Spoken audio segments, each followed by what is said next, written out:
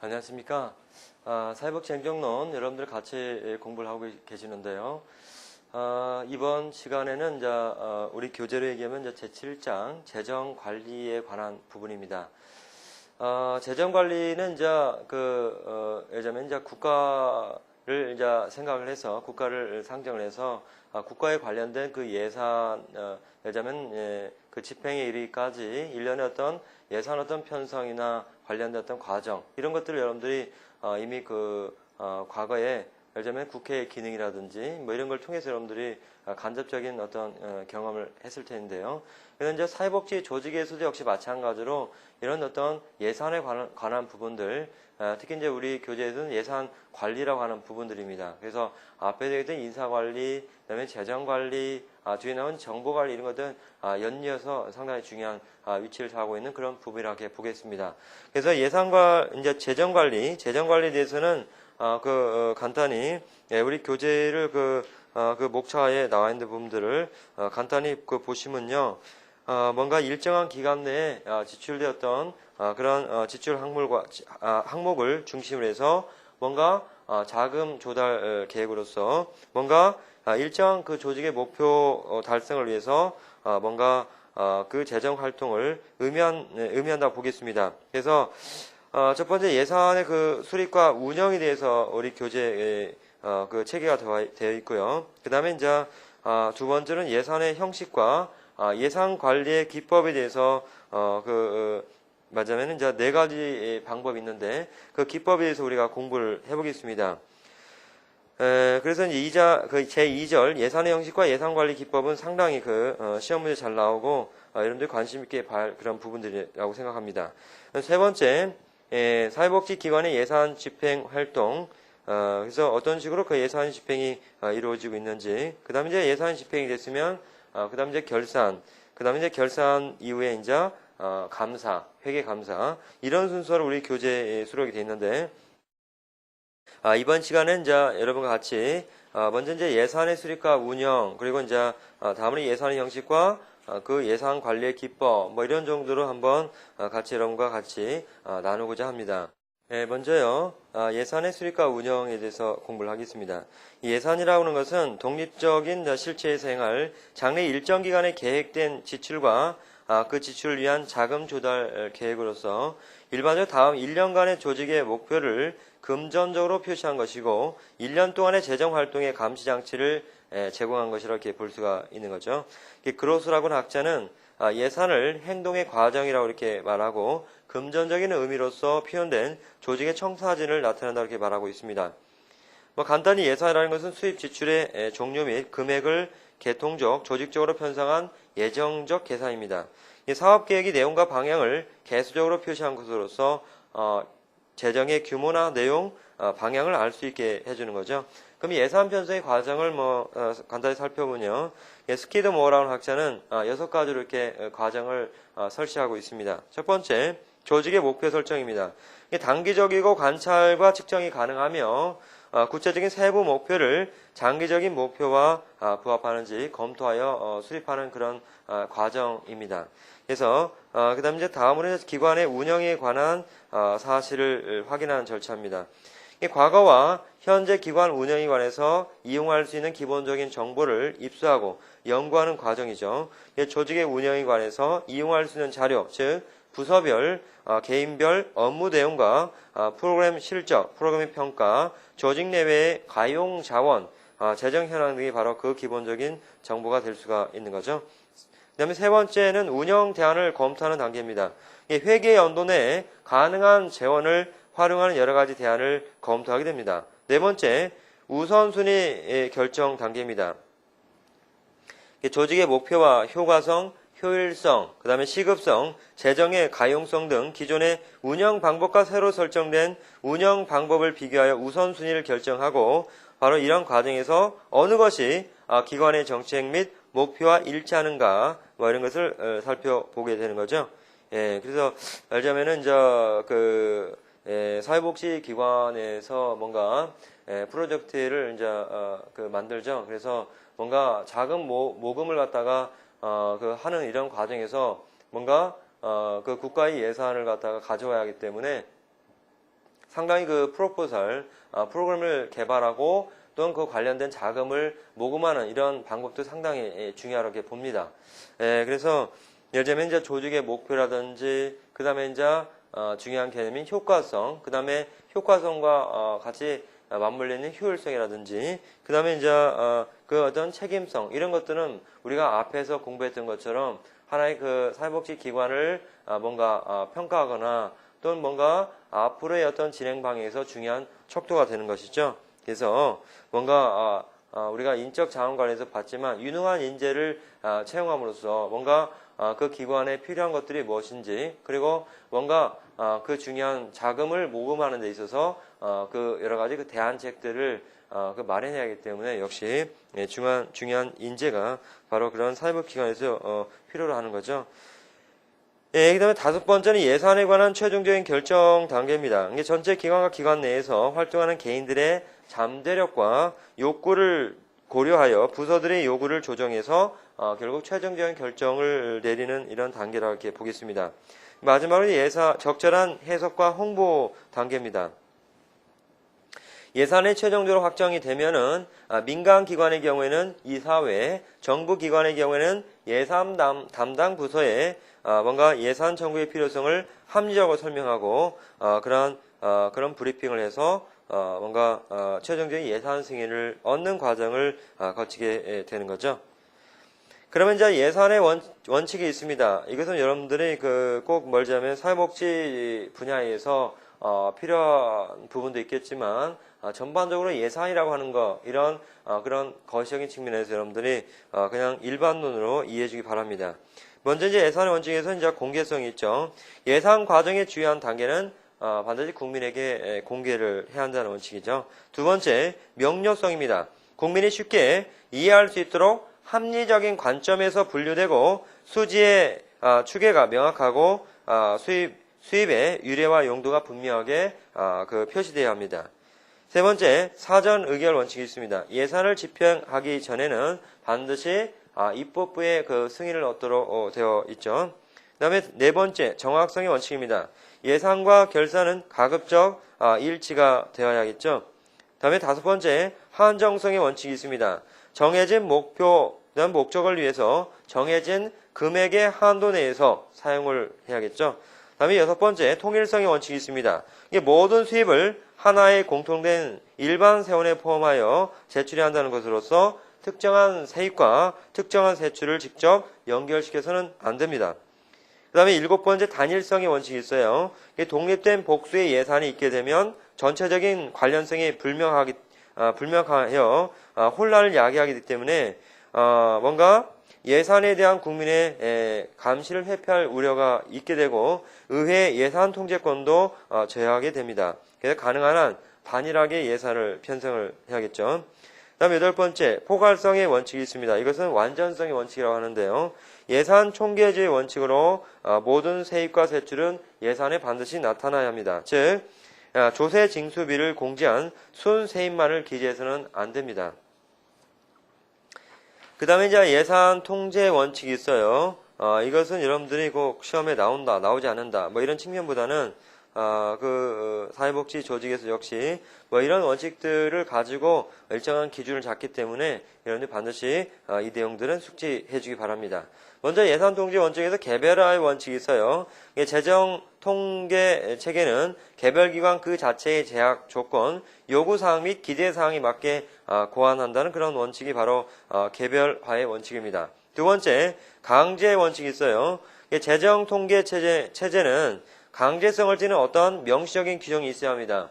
때로는 개별성을 무시할 수 있으나 규칙의 동일한 적용을 통한 공평성을 공식화하는 것이 필수적입니다. 세 번째, 예외의 원칙이 있습니다. 규칙에는 반드시 예외 사항을 고려하고 예외 사항에 적용되는 다른 규칙도 반드시 명시를 해야 합니다. 네 번째, 보고의 원칙이 있습니다.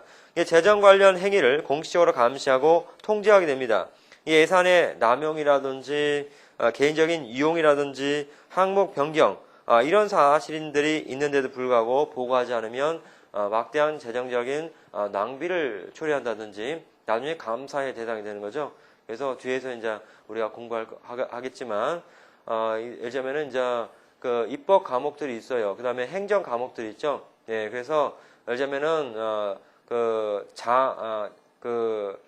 정 있죠. 그 다음에 관이 있고, 그 다음에 그 일정한 그 항목이 있죠. 그래서 일정한 그 항목들 자유제로 이렇게 바꾼다든지, 그 다음에 이제 이사회 승인을 거치지 않고 마음대로 그 아주 그런 항목 자체, 큰 항목을 갖다가 변경한다든지 바꾼다든지, 또는 뭔가 관장이 사용해야 할 어떤 세부적인 그 지출 항목을 갖다가 팀장이나 부장이 그것을 어떤 뭐 다른 용도로 사용한다든지, 또는 뭔가 그 사회복지 어떤 그 일선에 있는 그 사회복지 기관의 어떤 전체적인 그런 어떤 그 정책적인 어떤 그런 부분을 활용해야 하는데, 어떤 그 개인적인 어떤 용도나 또는 다른 항목으로 이용하는 거, 이런 것들은 절대 있을 수가 없는 내용이죠. 예, 그 다음 5번째, 개정의 원칙이 있습니다. 규칙은 대개 일정 기간 동안만 적용할 수 있도록 제한되어 있거나 적용할 때 부작용이 나타날 경우를 대비해서 일정한 기간이 지난 후에는 규칙을 새로 개정할 수 있어야 합니다. 그 다음 효율성의 원칙이죠. 비용과 노력을 최소화하는 정도에서 이루어진다는 원칙이 바로 효율성의 원칙이죠. 예, 이제 두 번째는 이제 예산 형식과 예산 관리의 기법이 있는데요.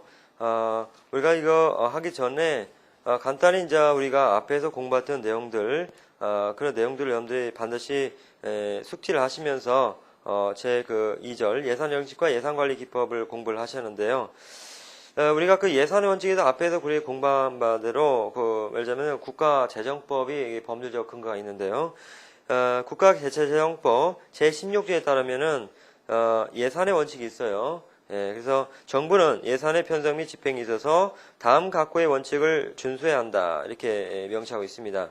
그래서 제1호부터 제5호까지 있는데요.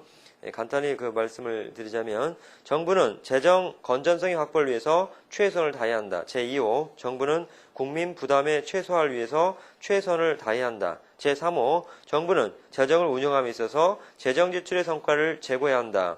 제4호, 정부는 예산 과정의 투명성과 예산 과정에 국민 참여를 제고하기 위해서 노력해야 한다. 제5호, 정부는 예산이 여성과 남성에 미치는 효과를 평가하고 그 결과를 정부의 예산 편성에 반영하기 위해서 노력해야 한다, 이렇게 명시하고 있습니다. 그래서 이런 그 기준점에 따라서 파생된 여러 가지 그 원칙들이 있는데요. 그 원칙들을 아울러서 여러분들이 우리 교재를 보고 확인해 주기 바랍니다. 그 다음에 이제 우리가 그 두 번째, 이제 예산 관리 그 시스템에서 이제 우리 교재를 보면서 설명을 드리겠습니다. 예산 관리 시스템 이용을 보시면은 이제 1977년도에 군더 스톨프가 얘기한 바에 따르면 비예산 관리 시스템, 항목별 예산 관리 시스템, 기능별 예산 관리 시스템, 프로그램 예산 관리 시스템을 제시했습니다. 그래서 그가 얘기하는 비예산 관리 시스템이라는 것은 그런 수입이나 투입에 주된 초점을 맞추고 있어서 온라인 사회복지 서비스 기관의 예산관리 요건을 충족시키는 데는 부적절하다고 합니다. 항목별 예산관리 시스템은 수입과 지출로 그 범주를 나누고요. 지출에 초점을 맞추며 수입을 비용에 연계시킵니다. 그 다음에 이제 그가 얘기하는 기능별 예산관리 시스템은 프로그램 산출물 및 서비스, 질적 제품 및 서비스 종료, 그리고 이에 투입된 그 수입에 초점을 맞추게 됩니다. 그 다음에 이제 프로그램 예산관리 그 시스템은요, 그 프로그램의 결과, 성취, 영향, 이에 투입된 수입에 초점을 맞추게 됩니다. 그래서 이런 거 참고만 해주기 바라요. 그 다음에 리와 존슨과 파이엘의 그 분류가 있습니다.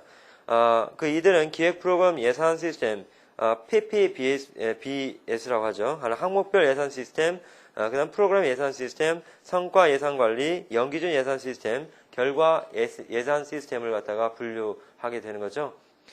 그럼 이제 예산 관리와 시스템의 그 기본틀, 그래서 이제 뒤에 이런 학자들 어떤 분류 방법을 통해서 우리가 한 4가지 정도로 그 분류 방법을 공부할 텐데요. 그럼 뒤에서 보시고요. 두 번째, 예산 관리 시스템의 그 기본틀을 보시면요. 예산 관리와 회계는 서로 다른 것입니다. 예산 관리는 통제, 관리, 기획과 같은 3가지 주요한 목적이 있습니다. 첫 번째 예산관리 그 통제라고 하는 측면에서 보시면요. 수입과 지출 간의 관계를 주로 다루게 되면서 예컨대 이제 기관과 프로그램의 재정 상태는 어떠한가? 라는 질문에 대한 답을 제시하기 위한 것이죠. 두 번째, 예산관리의 관리라고 하는 측면입니다.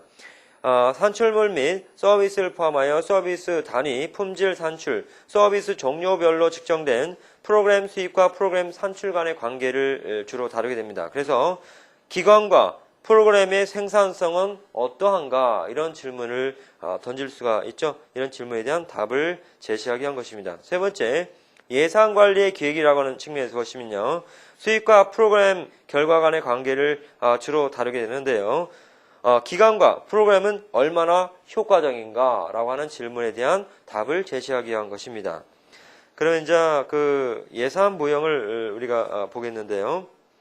그 미국에서는 이제 1900년대 초반에 예산 제도를 만들기를 라인 아이템 버지팅 시스템을 도입하게 됩니다. 그래서 품목별 예산 제도라고 이렇게 하는 거죠. 그래서 주로 이제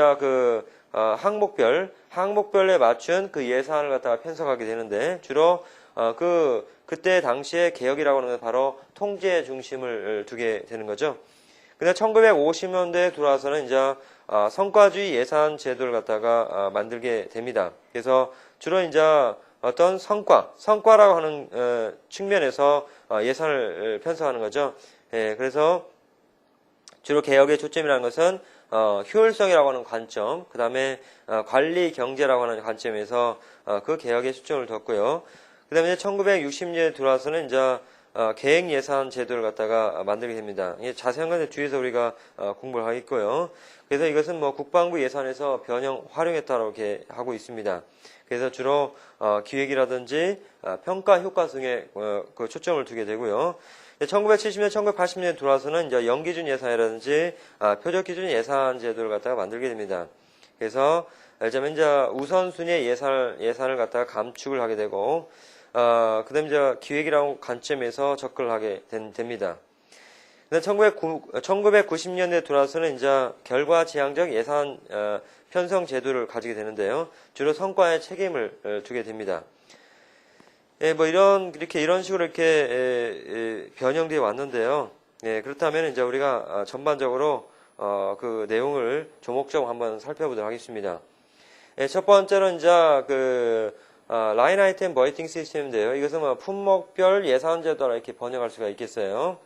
품목별 예산 제도가 뭐냐라고 할 때 이것은 이제 1회계 연도를 기준으로 해서요. 가장 기본적인 예산 형식을 이렇게 볼 수가 있습니다. 이 사회복 조직에서 가장 많이 사용되고 있는 그 예산 형식이 뭐냐라고 하면은 바로 LIB이라고 합니다. LIB 바로 품목별 예산 제도라고 이렇게 볼 수가 있습니다. 그래서 지출 항목별 회계와 전년도에 기초하여 작성하되 액수의 점진적인 증가에 기초를 둔 점진주의적 성격을 띈다. 이게 뭔 얘기냐? 그래서 뭔가 사회복지 조직이나 그런 국가 예산을 편성할 때 과거에 예를 들면 2010년도, 2009년도 예산 내용을 갖다 한번 떠들어 보는 거죠. 그래서 뭔가 2009년도의 예산을 갖다 한번 수정하고 그 내용을 근거로 해서 뭔가 점진적으로 발전한 형태, 이게 바로 LIB 형태입니다. 그래서 그 뭐 장점이 있겠죠. 그러면 여기도 이게 지출 근거가 명확합니다.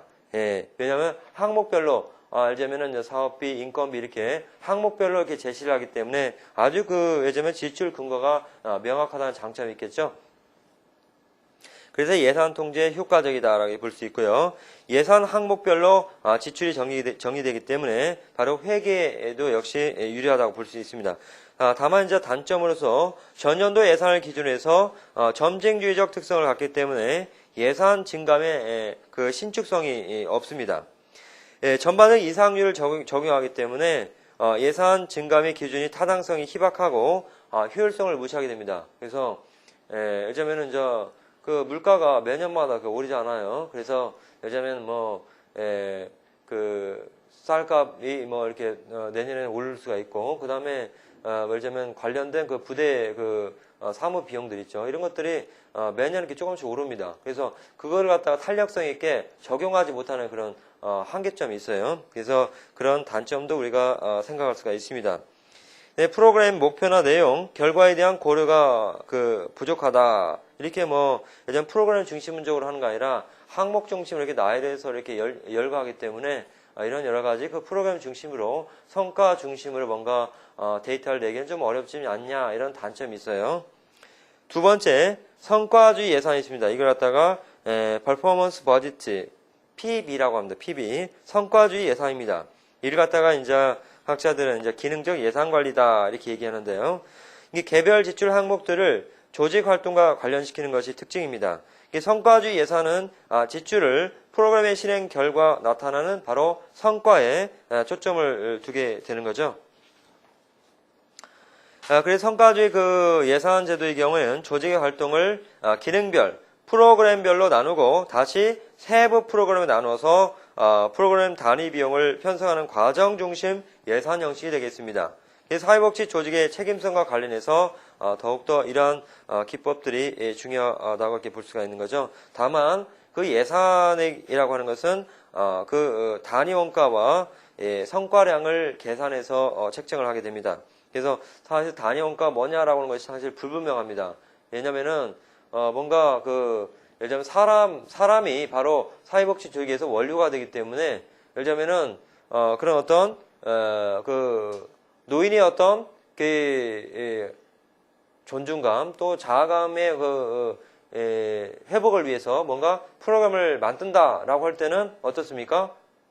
예, 그러면은 예를 들면 레크레이션 강사를 초빙해야죠. 그다음에 이제 관련된 웃음 치료사 그다음에 관련된 프로그램에 관련된 여러 가지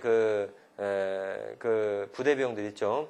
이런 걸 갖다가 프로그램 중심적으로 이렇게 만들 때 과연 레크레이션에 관련된 단위 원가가 얼마냐라고 하는 것은 사실 설명하기 좀 어렵지 않아요. 그래서 여기서 이제 성과라는 측면, 프로그램을 성공적으로 만약에 이제 끝냈을 때 그런 경우에는 뭔가 소기의 성과가 나타나는 겁니다. 그렇지만 그 프로그램 자체에 대한 어떤 단위 원가를 갖다가 설명하기 상당히 어려운 그런 맹점이 있는 거죠. 그래서 이러한 성과주의 예산 방법에서의 경우에는 프로그램 목표와 운영에 대한 모니터링이 가능한 장점이 있고요. 그래서 성과를 중심으로 하기 때문에 그런 예산 할당에 대한 기준이 명확하고 프로그램의 효율성을 기할 수 있다는 그런 장점이 있습니다. 그 다음에 단위 비용을 계산해서 작은 배분을 합리적으로 할 수 있다라고 하는 장점이 있지만 이에 반해서 직접 비용과 간접 비용을 계산하기 때문에 그 범위를 정하는 것이 쉽지 않습니다. 그 다음에 단위 비용을 책정하는 데 상당히 어려움이 있습니다. 그래서 우리 교재에 보시면은 박스에 예를 들면 단위 사업에서 생업자금 융자라든지 직업훈련, 자활 지원센터 여기서 전년도 예산과 그 다음에 이용자의 비율, 효과성 평가에 대해서 교재에 잘 이해하기 쉽게 도표로 정리가 되어 있습니다. 한번 여러분들 한번 확인 한번 해보시고요. 그 다음에 이제 세 번째로 이제 기획 프로그램 예산 시스템입니다. 이걸 갖다가 Planning, Programming, Budgeting System, PPBS라고 합니다. 이게 프로그램 예산 시스템, 기획 프로그램 예산 시스템이라고 하죠. 그래서 그림을 보고 설명을 드릴게요. 우리 교재 보시면은 예산 항목에서 집단 식사 제공 프로그램에서 연인원 5만 명의 노인에게 식사 제공을 통해서 4,500만 원으로 식사제 비용을 책정해서 바로 집단 식사 제공 프로그램을 이용하는 거죠. 그래서 조직에서 제공된 서비스와 관련되어 있고 목표와 목적, 프로그램이 이 예산책의 중요한 부분이라고 보겠습니다. 그래서 이 프로그램 목표들과 장기적인 사업 계획을 수립, 그 다음에 이제 프로그램을 기획하고 예산을 수립하는 과정으로서 바로 앞에 얘기했던 프로그램과 예산을 통합하는 것이 특징이죠. 성과주의 예산 형식과 비슷한 예산 형식으로서 바로 성과주의 예산이 비용을 산출한다면 산출물에 결부한다면 프로그램 기획 예산은 바로 프로그램 중심이다라고 이렇게 얘기할 수 있는 거죠. 그래서 이러한 기획 프로그램 예산 시스템 PPBS의 그 장점과 단점도 역시 있습니다. 그 장점은 목표와 프로그램을 명확히 알 수 있고 재정 자원을 합리적으로 배분할 수가 있습니다. 프로그램의 계획과 예산 수립의 그 괴리를 막을 수 있고 프로그램의 효과성을 높일 수가 있습니다. 물론 이에 단점도 존재합니다. 장기적인 계획에 의해서 프로그램의 목표와 재정 계획이 뒷받침이 돼야 되겠죠.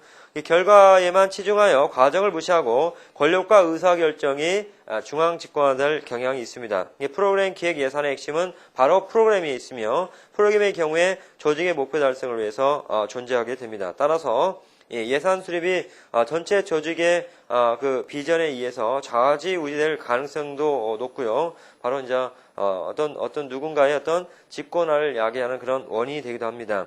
이게 바로 PPBS라고 하는 거죠. 그다음에 이제 네 번째 영기준 예산하는 게 있어요. 영기준.